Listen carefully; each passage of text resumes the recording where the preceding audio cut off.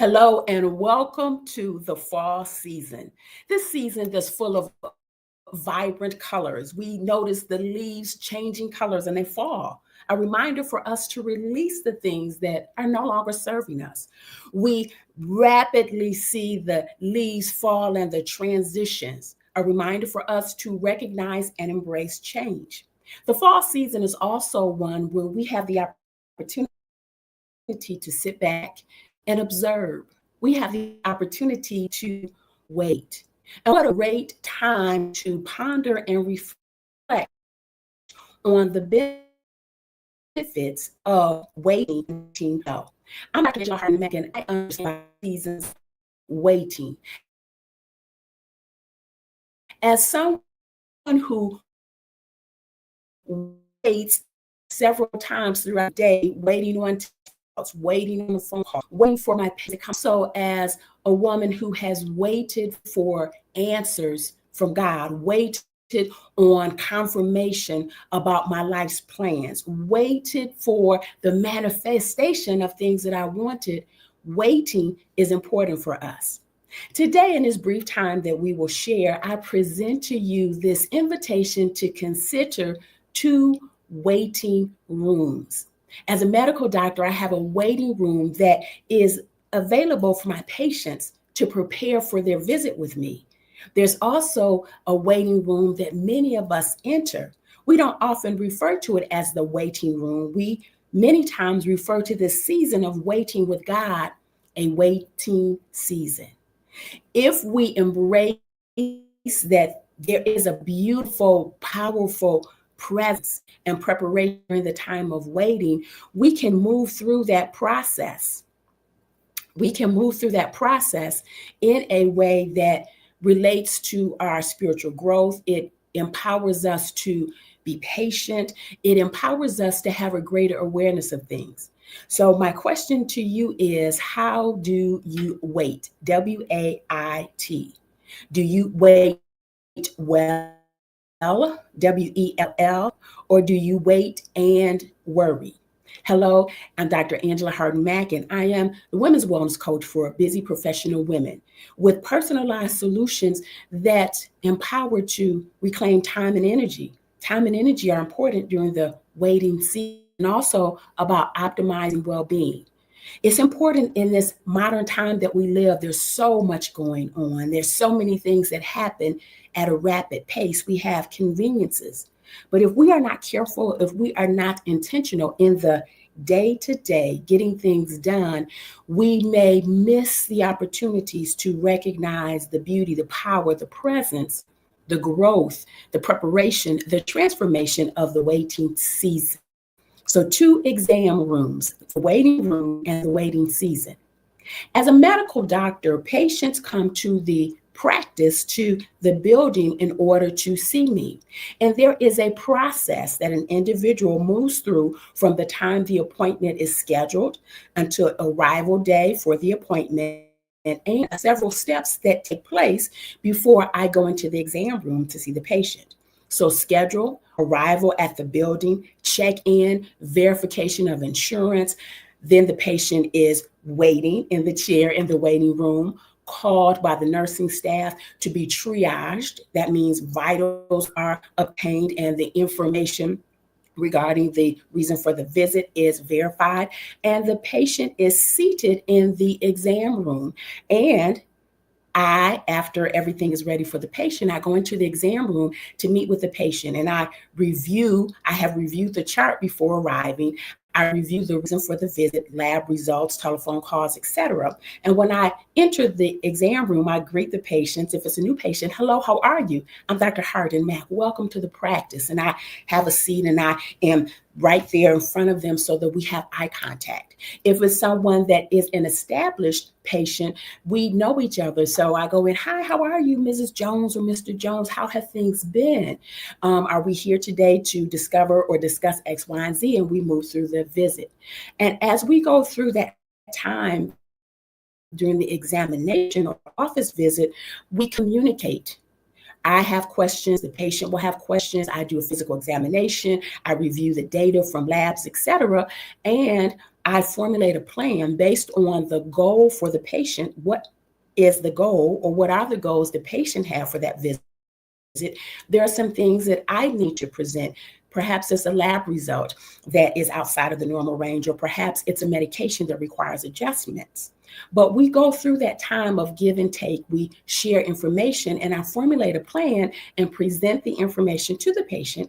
And the patient has the opportunity to say, yes, doc, they can accept the plan and we move forward. It may be a new medication or an adjustment. And maybe I want to see you back and follow up in 2 weeks or 6 weeks or months or what have you. And we move forward. And after I have completed my portion, the patient is checked out. My nursing staff will come in. We will communicate before the nursing staff returns to the room. These are the things that the patient will need. This is the follow-up date. And the patient is completed for that portion and checked out. And the patient leaves with information about what will take place until the next appointment. Well, when we are seeking answers for our plans, we are before God in prayer. Perhaps we are combining prayer with fasting. Maybe we are going through our process to manifest, right? Manifest. We have a number of steps. But there are some differences during this time of waiting, when we're waiting on the process of manifestation, or we're waiting on God's answer or direction. There are some things that are different about that waiting time, that waiting season. We know from the medical doctor's office, the patients are pretty familiar with the process. They can anticipate how things will go. Sometimes the wait may be shorter, sometimes the wait may be longer. And if the wait time is longer than anticipated, I instruct my nursing staff to communicate to the patient things are running behind, or there is an emergency or what have you, so the patient gets an update. But what about go to God? What about when we present our petition, request, our desire before God? Sometimes we receive that answer right away. The answer and the manifestation are not always the same. Sometimes we go before God and that answer does not come immediately. What do you do during the waiting season? We don't always know how God will move us through the process. We don't know how God will manifest or reveal his ways, his words, his answers. We don't have any control over the timing when this will come about. I have a good degree of control over my schedule. My patients have some control over if they decide to wait or reschedule. But how much control do we have when it relates to God, when it relates to the answers that we are seeking, and how do we wait? I encourage us to embrace this concept of waiting, and we can wait, W-A-I-T, well. And waiting well, as opposed to having to wait and worry, W-O-R-R-Y, being anxious and going through the what ifs and the scenarios, the worst case scenarios. I encourage us to wait well instead of waiting and wondering when the answer, when the manifestation, when the desire does not come immediately or within a couple of weeks or months, to just go, oh, never mind, I just won't do it. And we become distracted and we give up. I encourage us to wait without withering. That may be perhaps the most difficult and trying season, is to wither, to not become discouraged, to not lose hope, that expectation of something good, that there is a good that will come. So we can wait well. We can wait and worry with the what ifs, the worst case scenario. We can wait and wonder and just drop off because we didn't stay the course. We did not remain steadfast, unmovable, unshakable. Or we can become withered, despondent, discouraged, hopeless instead of hopeful. Well, I want to share with you 4 steps I believe are key to us waiting well. And when we wait well, we go through the process of waiting and we are transformed. We have a greater understanding of who we are. We grow. We have time with God. We have time in the presence of the one who holds all the answers, all of the information. Our times are in his hands. Times are in God's hands. Who holds your times? So the four keys I share with you today are wait, W-A-I, and T. T for trust. W is for watchful. The waiting season is not one where we're static, when we don't move, we pray, or we put our manifestation intentions out and we just sit down and go, I'm not doing anything. No, waiting is a process. It's a time to be active. God is working. Things are working together for our good. There's still some things that we need to do, actions that we need to take. And one is to be watchful. We've heard about God winks. We've heard about synchronicities. We've heard about intuition and things that give us a reminder that it's on the way. So we want to be watchful. We want to be observant. A is for and. The waiting season is an active season. And what will you do while you wait? Watch and perhaps is pray. Watch and journal. Watch and affirm your affirmations. Watch and confess your faith confessions. I am in my new house. I am in my new job, or whatever the confession will be. So it's watchful, being watchful, and what actions will you combine? The I is for intention. You want to be intentional. Now we are living in a time where it's busy, crazy, busy, rapid. And we are not careful. We are always on because we can get things on demand 24/7, 7 days a week, always. We have to be intentional about taking a small amount of time to many times to be still and to be quiet in the solitude so we can reflect. We can think about what it is we are waiting on. If we are seeking an answer from our God, then we want to seek him. We want to give him time. We want to give a time for devotion. So to be intentional about setting aside a small amount of quiet time and reflection. And T as in time, or T as in trust, is trust the process. Trust the process. When you put your petition out there, when you put your desire out there, when you lift your voice and you elevate and you pray, don't put it out there and then take it back. And then put it out there and take it back. Put it out there. Trust, believe, have faith. Trust the process. If you know that you are doing the things that are important and needful for this, trust the process. Remember that you don't have control over the timing when it will come about, but you have control over how you respond. You have control over how you wait.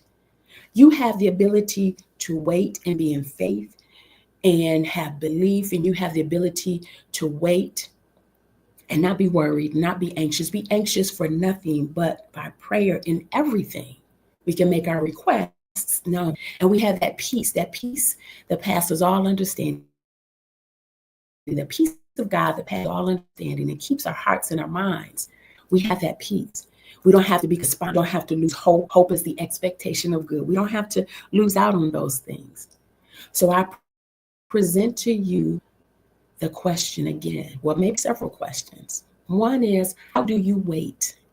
When you're presented with a time when you are seeking an answer and it hasn't been given immediately, how do you wait? Or perhaps you have the answer. You're waiting for the answer to manifest or fully manifest or come about. How do you wait? Do you wait well? Do you worry? Do you become discouraged? Do you wander and leave off? Do you wither? Because it's difficult to remain steadfast. We all will have seasons of waiting. We all do. All of us. Let me put up both hands. We all have seasons of waiting. And if we remain steadfast, unmovable, unshakable, if we stay in faith, if we has been promised, the wait is not always easy. Let me put up both hands. I tell you, the wait has not always been easy. Have I been anxious at times? Yes, I have. That's why I have learned how to wait well, because that anxiety, the what ifs didn't serve me. Have I at times been discouraged? Absolutely. But I learned that the discouragement was not as powerful or meaningful as the putting my hope in the one who is the hope. Have I had times where it was to become distracted, or did I become distracted and veer off course? Yes, I did. And that's why I'm sharing with you. I learned how to wait well. I've studied this. I have several books, and one of the books is here, The Waiting on God. This was one I read probably about 20 years ago about this waiting season. How do you wait? When you wait, there are beautiful main things that take place. Your growth, your time with God, your confidence is boosted, your faith goes to another level. You are prepared. Waiting is a time of preparation. Receive what you want. How are you waiting? Watchfulness, and you watch and other activities you do to strengthen your faith. Be intentional. Have time with God so they're able to focus on that you're waiting for, and trust the process. His ways and always his timing is not our timing.